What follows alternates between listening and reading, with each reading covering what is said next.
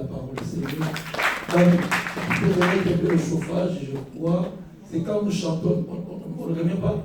Même électrique. Par contre, il faut fermer là-bas. Ouais, il fait un peu frais, froid. C'est quand nous chantons, nous dégageons la chaleur. Mais quand nous prêchons, quand c'est calme, là, ça s'est refroidi. Ok, vraiment. Ok. Nous allons parler d'un thème capital. Je disais, nous serons comme à l'école. Nous sommes à l'école le dimanche. Comme maman Nicole n'est pas là pour s'occuper des enfants, donc nous faisons tous école ensemble. École de dimanche, des grands et petits. Nous allons parler d'un thème très important, les succès selon Dieu. Pendant que nous sommes, le pays célèbre le succès des hommes quelque part. On irait être à la maison suivre un peu le déroulement de la passation, l'impérium de notre président. Mais le temps nous imposait, il fallait être à l'église pour prier. On a vu la campagne, tout le monde a vu la campagne. Les uns ont voté, d'autres n'ont pas voté. Et M. Macron a rapporté. On a vu dans ta faveur le succès. Or, il y a 5 ans, son prédécesseur, ouais, voilà un peu. Merci. C'est lui qui était avant lui. Il a vécu les mêmes effervescences. Quand Hollande a été élu avec moi président, toutes les télés, tout le monde acclamait le président champion. Donc, c'est ces jours-là où Hollande est devenu président. Moi président. Il a bâti Sarkozy par chaos. C'était le succès. C'était la réussite. C'était l'apogée. On lui a donné 5 ans. Malheureusement, je ne sais pas pour faire les bilans. On ne sait pas ce qu'il a fait de 5 ans. Tu vois, il a rapporté la coupe. Il a réussi le mandat pour être le président. On lui a donné les 5 ans. On ne sait pas ce qu'il en a fait.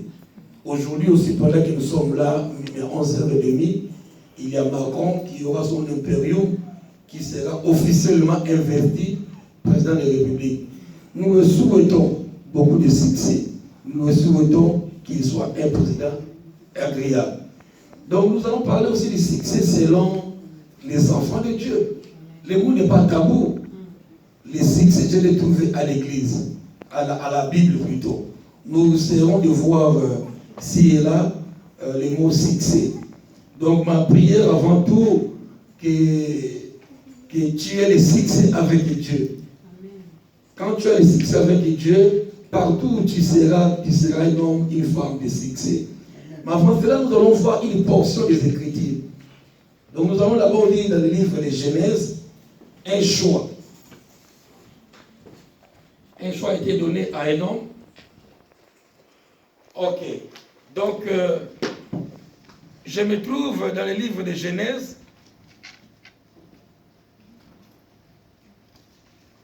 Avant qu'on parle de succès, je me tourne au livre du commencement, la Genèse. Genèse 4, 6, 7. Je n'ai pas voulu tout écrire pour que vous ne soyez pas fatigués à lire. Je voulais écrire. À l'école, on nous a appris, il y a certains qui ont l'intelligence visuelle. Il faut beaucoup lire. Il y a d'autres qui ont une intelligence auditive. Je commence à vivre, je commence à tout oublier. Ok. Donc il y a des gens, pendant que c'est nos enfants, il faut suivre les enfants. Il y a d'autres, pendant que l'enseignant, le prof parle, il capte tout de suite. Tu vois à la maison, l'enfant, il joue, il ne lit pas. Mais pendant que l'enseignant parlait, il a tout saisi. Mais moi, je ne suis pas de ces enfants. Quand j'étais à l'école, je n'étais pas de cette catégorie d'enfants qui captaient. C'est parfois des génies. Les profs parlent, ils saisissent tout de suite. Moi, j'étais obligé de relire. Les profs a parlé à l'école et je passais beaucoup de temps à lire et à lire et à lire. Donc, ça dépend des uns et des autres. C'est Dieu qui crée, c'est Dieu qui donne. Si vous voyez les enfants, les uns, pendant qu'on parle, même nous les grands, J'envoie, je connais, il a beaucoup de versets. Même toi, tu as prêché, tu as oublié, mais lui, il a gardé. Il n'a même plus relu, mais il a gardé. Mais il y a d'autres, la plus intelligente, c'est visuel. Quand on voit, on comprend mieux. Donc l'histoire dépasse au commencement. Genèse, livre de la création. Juste ces deux versets 4, 6, 7. C'est que, entre parenthèses, je dirais que partout où il y a des gens, il y a toujours de l'incompréhension. Dans un monde à deux, Adam et Ève, on a connu des problèmes. Le serpent est venu séduire la femme. Dieu a pardonné, Dieu a béni. La volonté de Dieu qu'il nous bénisse, malgré la désobéissance d'Adam et Ève, Dieu est venu les bénir. Ok, ils sont bénis. Et la première des bénédictions, soyez féconds. Et j'ai pris du haut de la chair que tu sois fécond au nom de Jésus. Donc je me lève contre toute stérilité. C'est la première forme de bénédiction, c'est la fécondité. Accroche-toi et Dieu te bénira. Quelqu'un peut dire amen. Nous voyons ces deux parents, ils ont eu des enfants, Caïn, l'aîné, et Abel. Peu importe qu'ils soient jumeaux, les indices qu'ils étaient des jumeaux, peu importe. Ok, ils avaient des garçons, et au fil des années, ils voulaient offrir à Dieu. Ce n'est pas Dieu qui a dit, mais ils voulaient offrir au Créateur quelque chose d'agréable. Laisse-nous dire que tu sois déjà toi-même une offrande agréable à Dieu. Amen. Tu dis Amen très fort. Ce n'est pas ce que tu donnes qui est important, mais c'est tout honnête. Que toi-même, je disais, on s'est réveillé très tôt le matin, les préparatifs, la douche, la beauté qui prend beaucoup de temps, changer les couches des enfants, on s'est précipité.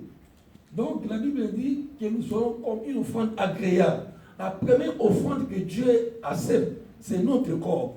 Que ton corps entier soit une offrande agréable à Dieu. Nous voyons ces deux enfants, ces deux frères, ils ont voulu donner à Dieu. Le premier Caïn était cultivateur, celui qui fait la terre, et son frère était berger, celui qui garde les animaux. Ok. Ils ont donné à Dieu. L'aîné, il a donné les meilleurs fruits, des manguiers, des avocats, que sais-je encore. Et l'autre, il a donné des bonnes viandes, assurément. Même nous, à la maison, quand on mange tous les légumes, on se fatigue. Tout le monde veut manger la viande. C'est alors, même Dieu porta un regard favorable à l'offrande d'Abel, le deuxième, le petit frère. Dieu apporta un regard agréable. Il bénit l'offrande de l'autre. C'est alors, on ne sait pas, l'autre avait encore le choix. Dieu n'a pas regardé l'offrande il n'a pas agréé l'offrande de Caïn.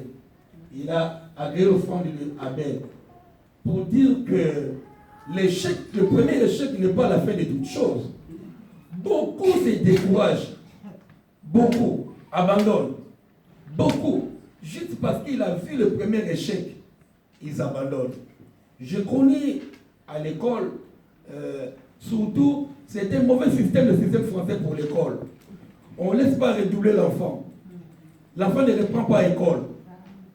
Même s'il n'est pas bon, 30-40% école primaire, il passe au collège. 40%, il passe. C'est là où ça change un peu. Or, l'enfant qui a 40%, c'est qu'il a des lacunes. Il a des difficultés de matière. Et les parents aussi aiment ça. Ils n'aiment pas voir les enfants échouer. Ils disent, oh, il a passé, il a réussi. Oh, l'enfant présente des difficultés. Je le dis en tant que père, je le dis en tant que pédagogue. Je fais le cours de pédagogie. Parfois, laisse l'enfant reprendre. C'est très